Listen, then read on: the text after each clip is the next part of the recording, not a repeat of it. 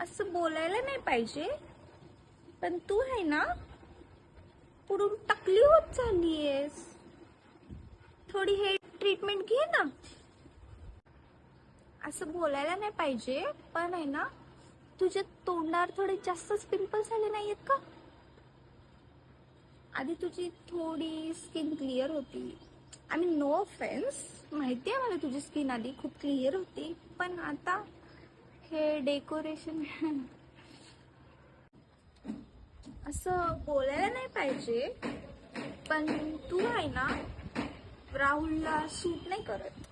म्हणजे राहुल असा छान गोरा टॉल आणि तू आय मीन बॅलन्स असायला पाहिजे ना.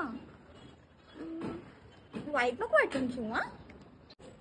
असं बोलायला नाही पाहिजे, पण तुला वाटत नाही का तू जरा ओव्हर ऍक्टिंग करतेस? म्हणजे एवढ्या छोट्या गोष्टीसाठी ओव्हर ऍक्टिंग कोण करते? असं बोलायला नाही पाहिजे, पण तुला माहितीये का राहुलने तुझ्यासोबत ब्रेकअप का केलं? आय मीन तो जिमवाला.